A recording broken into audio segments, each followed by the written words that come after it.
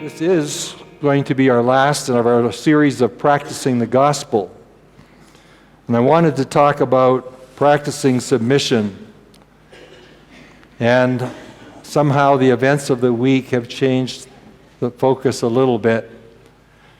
But I think this is an important topic. I know the word submission is, for some, particularly for women, they would think, oh no, this is going to be about a wife being weak and docile and letting the man always have everything that he wants. That's not what this is about today. The word submission in Islam is a very important word because the word Islam comes from the root meaning submission or peace or obedience, but it really means to be in complete submission to the will of Allah. And Muhammad talked about that this should be voluntary, but if it's not voluntary, then you need to use the sword. And so in the past week or 2 weeks, I'm not quite too sure yet how much time has transpired, but 24 Christians were killed in Burkina Faso by Islamists, including the pastor, and then they burned the church to put fear into those who had become Christians, because most of them were Muslim background believers. This last year in Burkina Faso, 1,300 have been killed, and that's a 7 times increase over the previous year. And what they're trying to prevent or call for is the renouncing Christian faith and putting fear into them to do that. I was actually kind of amazed at how many times the Bible talks about submission. I thought it was probably going to be very small and limited, but the Bible has a lot to say about it. We're not going to be able to say all of this today either, but it talks about our attitude towards government leaders and how we need to relate to our employer or how we relate to church leaders. And in fact, the issue of hypocrisy in religion is, in terms of submission, it's part of our topic today, or how to relate in marriage. One lady says, what does the Bible really mean when it says wives should submit to their husbands? I'm a capable, independent woman who also is a new Christian, and I don't like the idea. Some people at my church even say it's irrelevant anymore, or it isn't relevant anymore. Well, we were going to say it is relevant, but we're going to talk about it not so much in terms of marriage, even though I'd like to do that. I'd like some time for us to talk about some family issues. In this case, the part that you're probably thinking of is Ephesians 5:21 or 22, where he says, wives, be submissive to your husbands. And just my only note related to marriage is that is not even read properly, because the verse before it says, husbands, it says to husbands and wives that you are to submit to each other in reverence for Christ. And then the next verse says, wives, as to your husbands, or wives to your husbands as you would to Christ. So the idea of submission, the verb is actually borrowed from the previous verse, saying that we need to learn what it is to submit to each other. In other words, we yield our personal rights in a marriage relationship. But the issue that we want to talk about today is the aspect of submission, and particularly as Jesus gives us 2 pictures of submission in his last week of his life. The first is in Matthew 21 and talks about the hypocrisy of submission. And that happens at the beginning of the week. And then 2 days later, or 2 days before Passover, he gives us another picture, Matthew 26, an example of submission. But it really is about us submitting to God. Jesus would define submission as putting his will above our will. And he says for us to be able to do that in everything is what it is to submit to God. Now, Paul in Colossians 1 would say it this way. He would say, so that in everything he might have the supremacy, or in everything he might have first place. And so that's what submission is according to Jesus. But so how do we look at this now to help us learn what it is to submit to him? First of all, it's helpful to talk about the hypocrisy of submission. And for that, I'm going to turn to Matthew 21, verse 12. And this is the account of Jesus coming into the temple during that Passion Week. Jesus entered the temple area and drove out all those who were buying and selling there. He overturned the tables of the money changers and the benches of those selling doves. It is written, he said to them, my house will be called a house of prayer, but you're making it a den of thieves, or a den of robbers. The blind and the lame came to him at the temple, and he healed them. And when the chief priests and the teachers of the law saw the wonderful things that he did, and the children shouting in the temple area, Hosanna to the Son of David, they were indignant. Oh, I thought he was going to say they celebrated. They were joyful, but they weren't. They were mad. They were angry. And so the focal point of this picture here is the temple itself. The temple was this place that was regarded as being the holy place where you met with God, where God showed his glory, and it was that. They would recite Habakkuk 2:20, the Lord is in his holy temple. Let all the earth be silent before him. Because that's what it was. It was a place that you would meet with God. You'd have communion with him. And Luke 21, the disciples are walking through the temple, and they say, look at the beautiful stones, look at the gifts, because there were these wonderful gifts that had been dedicated to God there. And so they were admiring all of this. And Jesus said, there's coming a day when there won't be one stone that will be standing, or one stone on top of the other here. Josephus, the first century historian, would say that the temple was this magnificent structure which was overlaid with pure gold, and which wasn't pure gold, it was polished pure white. It was a magnificent structure. There's a model of it that is in Jerusalem of what the temple would have looked like. But what is important here is these court areas on either side. In fact, the next slide is going to show you that this is the Gentile court. It says the temple court on the courtyard and that, but all of this was the Gentile court area. Then you had the court of women, and then the court of men, or the court of Israel, and the court where the priests were in. So, there was this place of which it would be a holy place. It would be a magnificent place.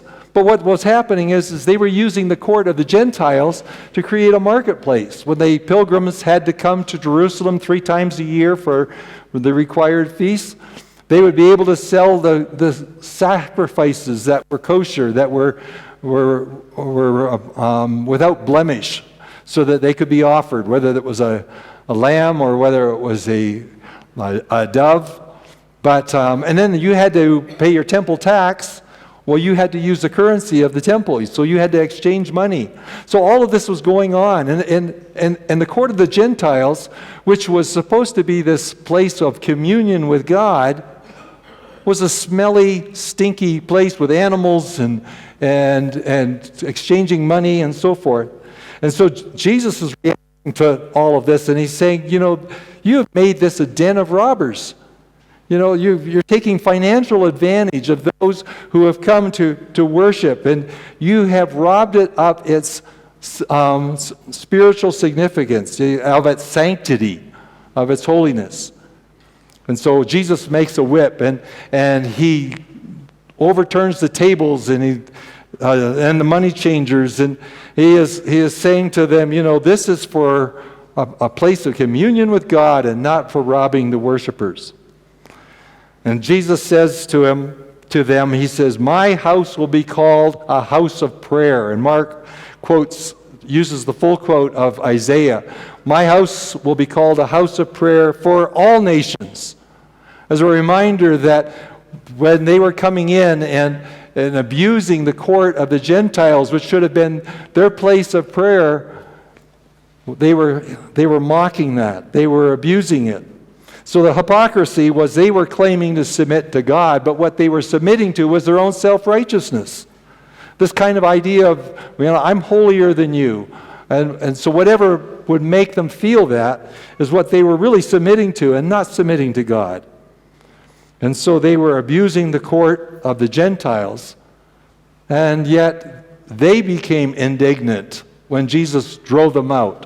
Became indignant when he healed the lame and the blind that had come into the court area, because what was happening is that they were worshiping the building. They were worshiping the temple itself rather than the true God who was the true temple. So Jesus would say to the Pharisees and the religious leaders, destroy this temple, referring to his body, and I'll raise it again in 3 days. Well, they would use that as an accusation for why they needed to kill him, why he should be crucified. And so instead of rejoicing over that, here is the Son of David coming to them, here's the one who would heal the lame and the blind, and that they were angry and they sought to kill him. What Jesus was doing with the disciples was he was deconstructing an old covenant view of the temple and reconstructing a new covenant view in which Scripture would say that we are the temple of the living God. Or Paul would write again into the Corinthians, you yourselves are God's temple, and the Spirit lives in you. Or God's temple is sacred, and you are that temple. So he's constructing a temple that is different. It has been renewed, and by their worshiping the building, worshiping the brick and mortar, they were defying what the model of what Jesus was going to accomplish in terms of the new covenant. So, ask, well, can we be guilty of that too? Yeah, we can. Sometimes we set up our rules of what can happen or not happen within this building. But we say, so what are we doing? Are we saying that the building is a holy place? Are we trying to give some recognition that this has replaced the temple? No, we would say, this is not a holy place, folks. It only becomes holy when his people come and gather to worship. When his people desire holiness in their life and they come and they gather together, it becomes a holy place. The brick and mortar doesn't make it holy.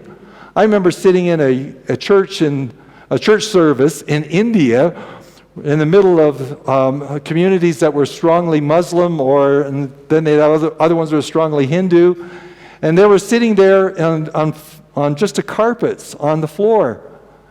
And I felt the presence of God ever as much and probably more in that place than I have sometimes in our churches. It's nice to be in a nice building. This is a wonderful building to be in. But, having stained glass windows or having wonderful decor doesn't make it a holy place.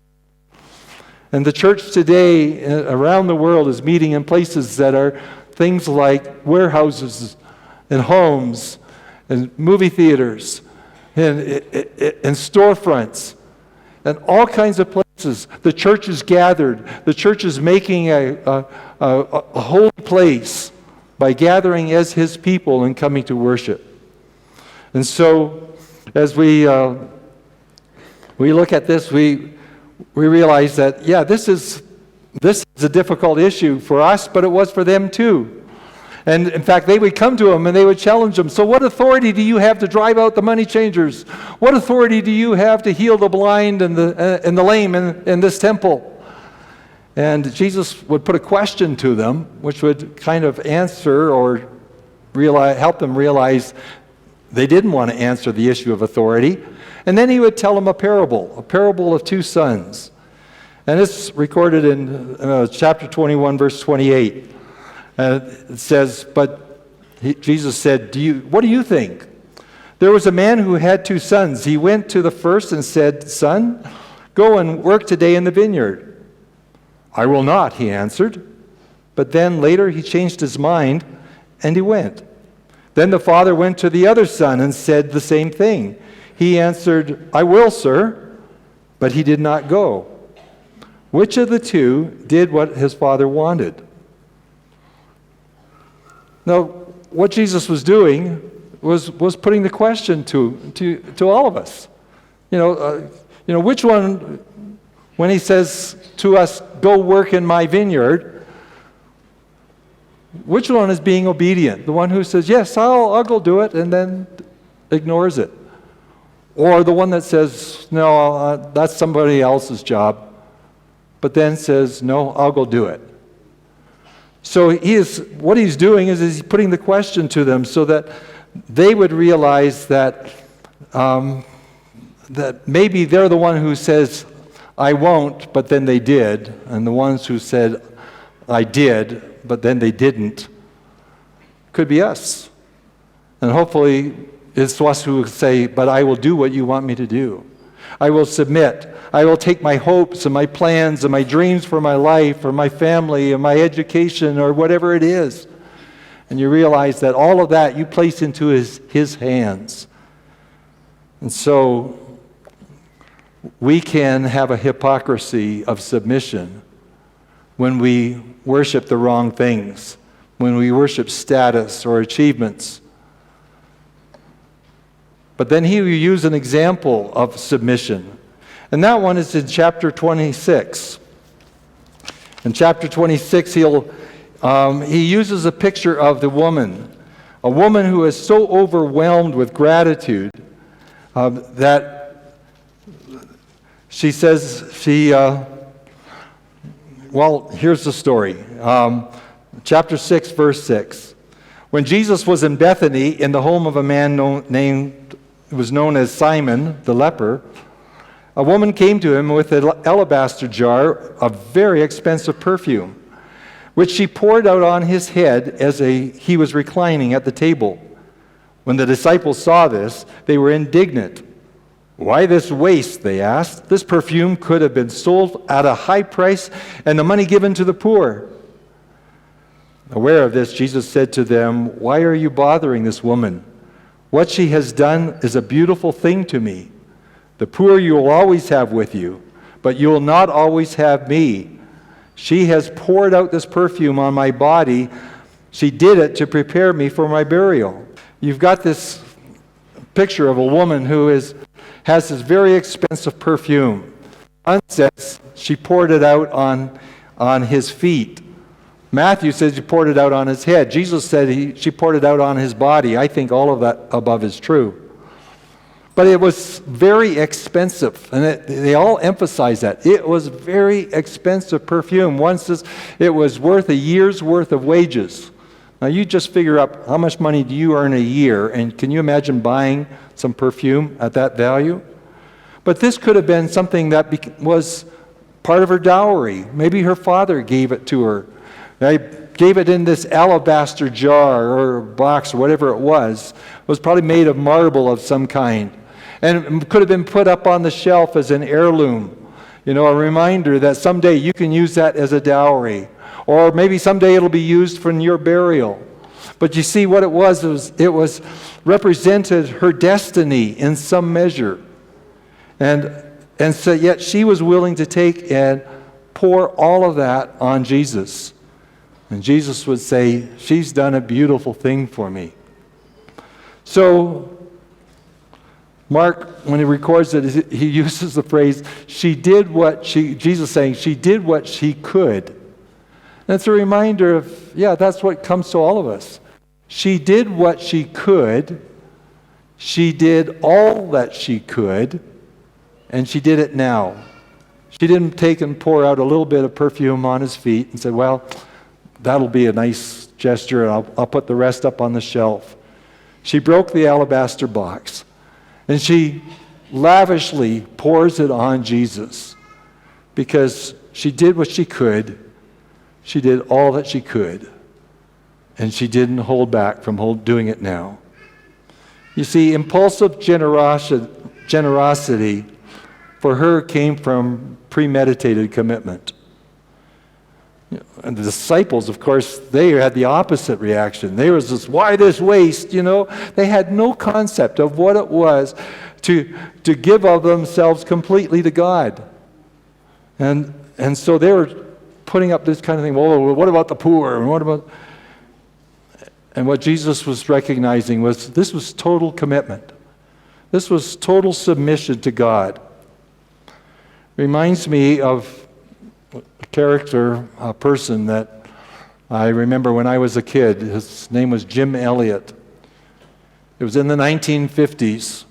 He and 4 other missionaries were trying to reach an Indian tribe down in the Amazon, the headwaters of the Amazon, or in Ecuador.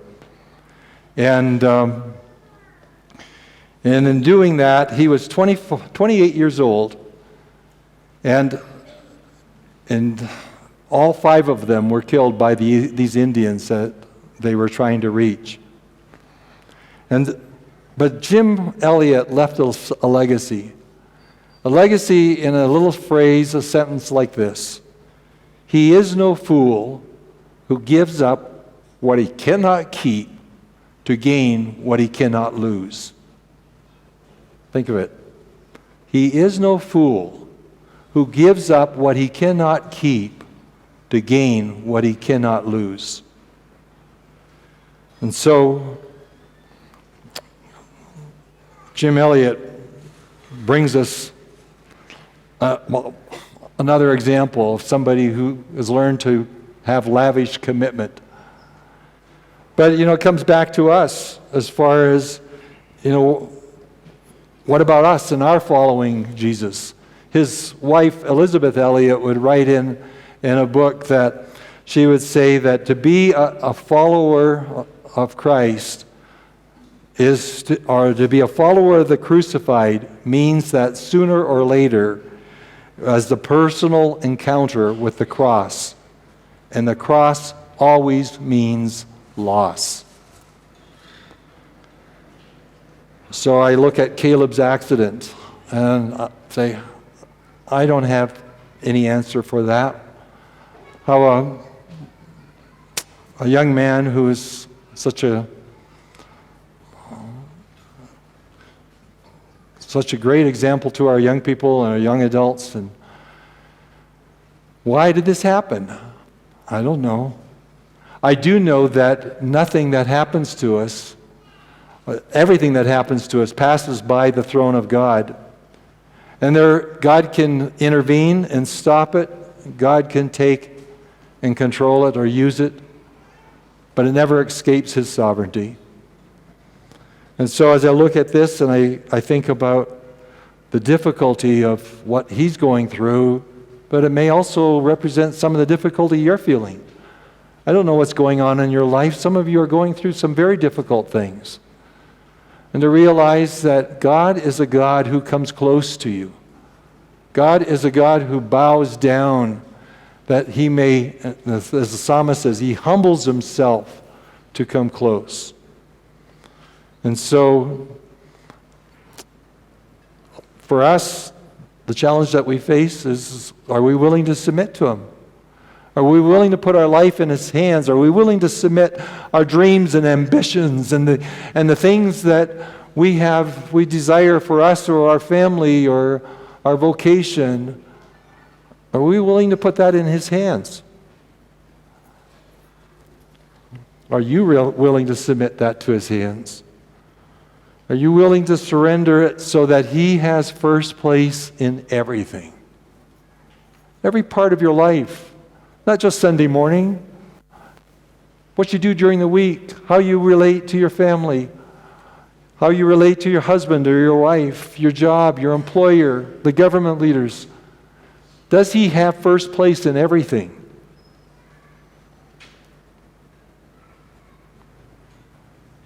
Elizabeth Elliot wrote a little book called These Strange Ashes. In the book, she talks about some of the things that happened before Jim and her were married.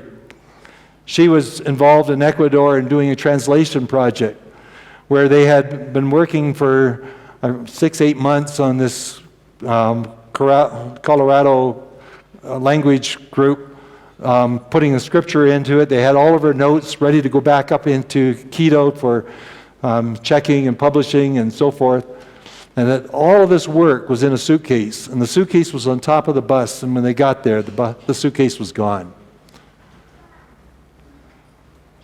Just wasted. Everything was gone. And then she talked about how Jim was working actually on the other side of the mountains on restoring a camp. And it was a camp that had come into disrepair and so forth. They were rebuilding it so that it could be used for reaching young people. And so they had hewn planks for this thing, 500 boards that took about a day to do one board. So they had a huge investment of time into this thing. And so they had all of this starting to rebuild it and to reconstruct with all the work that they've done. And then a flood came in and wiped it all out, swept it down the Amazon River. She said, you know, it would have been make a great prayer request to say, or prayer announcement to say, and guess what? Because you prayed, we found the suitcase and the translation was restored, but the translation had to be rebuilt again. And the retreat center, the camp, had to be rebuilt again. So God didn't answer exactly the way that we would like him to answer, but he answered. God showed up. You see, when our values are God's values, when we put ourselves in his hand and trust him to him, then God can take and use even the brokenness and the tragedies and the diseases and whatever else that you might be going through. God can use even those. Elizabeth Elliot ends this book after describing all of these things with a story. She says there's a story about Jesus with his disciples, and he tells the disciples to choose a stone and to carry it for him. So John, of course, he takes the biggest stone that he could carry, but Peter takes the smallest stone. And Jesus then takes them to the top of the mountain, and he then commands the stones to be turned into bread. Well, the disciples are tired and they're hungry, and so he says they can eat their bread. Well, Peter doesn't have enough bread to satisfy his need, but John gives him some bread. And then sometime later, Jesus asked the disciples to pick up another stone to carry. But this time, Peter, he picks up the biggest stone that he can handle. And then Jesus says, he takes them down to the river, and he says, now throw your stone into the river. Which they do, but they're looking at each other bewildered, like, why? And then Jesus answers it, for whom were you carrying the stone? You see, we want to ask, why are we having to go through this? Why are you asking us to do these difficult things? And Jesus says, are you willing to carry the stone for me? Are you willing to submit your life to me and all of your life? Are you willing to make me first place in everything? For whom are you the stone? The vital truth I have for you is to take home is this. He is no fool who gives up what he cannot keep. He is no fool who gives up what he cannot keep to gain what he cannot lose. Are you willing to do that? Let's pray. I'm going to ask that you just bow your head and you have a quiet time with the Lord. That you have the time that you could come to him and say, this is in my hands. This is in your hands. I place this. Oh Lord, would you do that? Would you take and just speak to each one here, remind them again that whatever it is, you've asked us to carry it. Now would we do it for you? Would we submit all of our ambitions and plans and all of this, trusting you?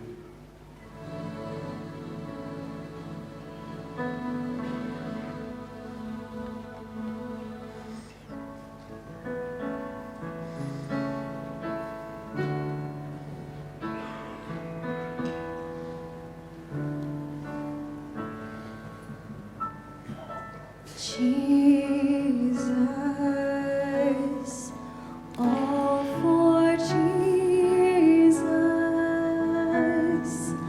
all I am and have, and ever hope to be.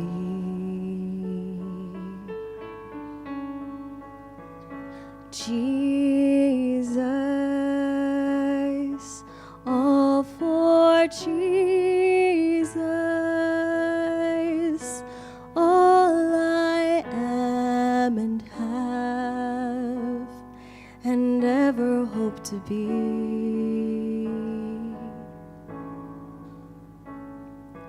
All of my ambitions, hopes, and plans, I surrender these into your hands.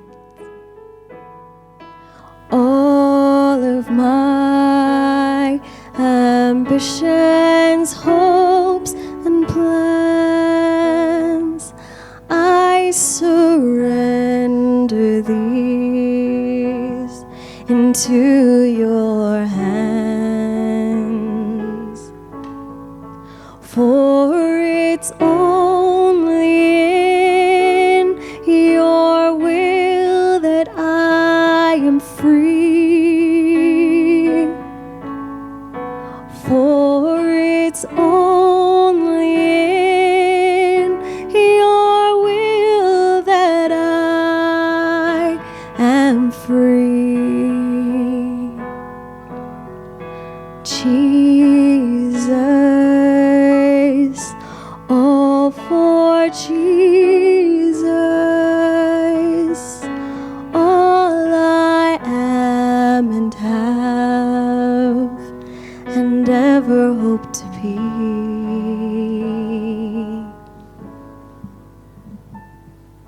Oh Lord, in this place, I want to believe that people are making decisions to turn over some area of their life, turn over something that they're holding back. Lord, may they make this commitment, realize that it's received as a beautiful gift that is done unto you. Lord, would you take, build within us that kind of commitment to you that you would take and use to affect your kingdom, to build your church, to bring the harvest to your vineyard, because we are willing to be your instruments. In your name I pray. Amen.